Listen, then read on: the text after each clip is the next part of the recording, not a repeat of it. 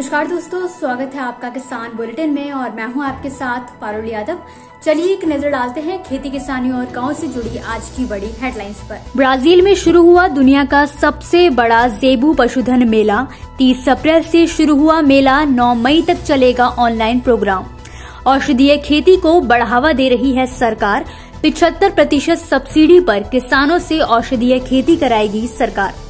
खेतों की रखवाली कर रहे किसान की बिजली गिरने से हुई मौत।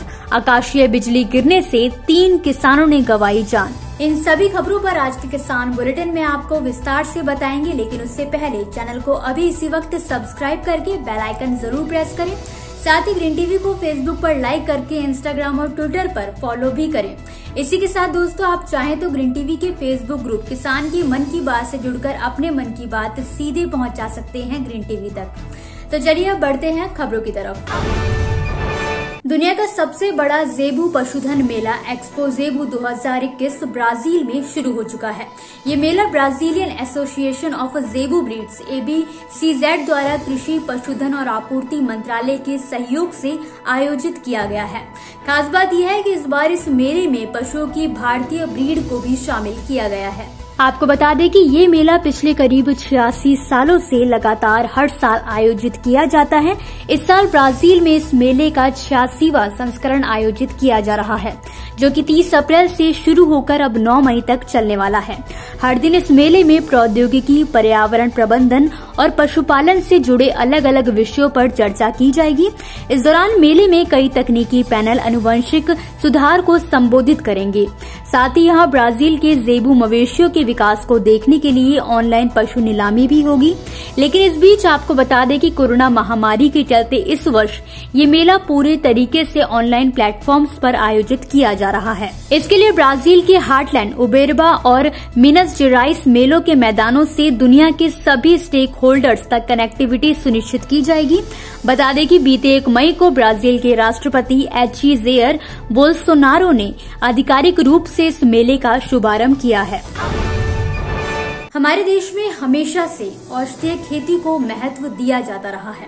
उसके बावजूद भी इन वनस्पतियों की उचित देखभाल न होने से कई किस्में आज विलुप्त होने की कगार पर हैं, जिसकी एक मुख्य वजह जलवायु परिवर्तन भी है, जिसका असर इन औषधीय पौधों पर पड़ा है। हालांकि पिछले कुछ सालों में औषधीय पौधों का दायरा बढ़ा है। देश के अनेकों किसान इस समय औषधीय खेती कर रहे हैं, जिसको देखते हुए राष्ट्रीय औषधीय पादप बोर्ड इस समय औषधीय पौधों के सतत विकास, प्रबंधन और संरक्षण पर पूरे देश में काम कर रहा है।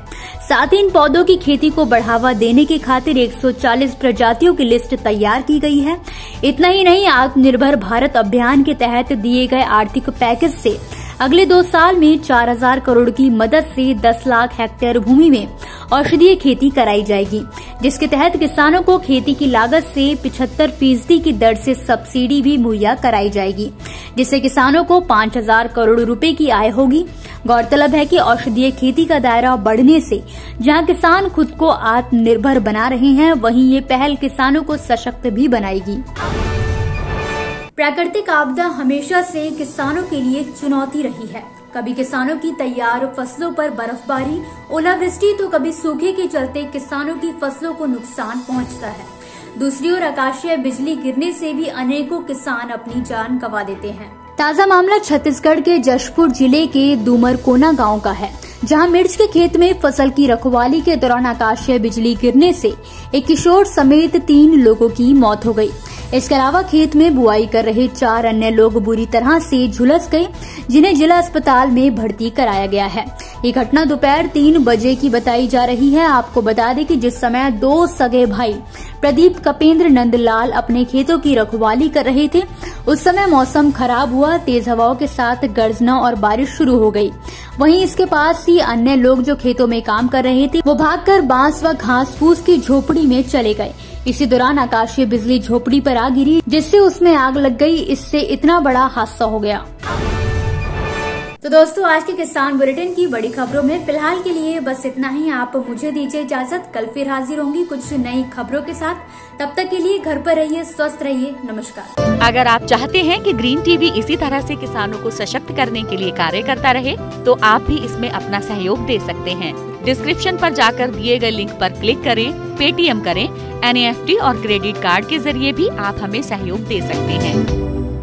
अगर आप हमारा ये वीडियो YouTube पर देख रहे हैं तो हमारे चैनल को सब्सक्राइब करें और अगर FB पर देख रहे हैं तो इसे लाइक करें और शेयर करें।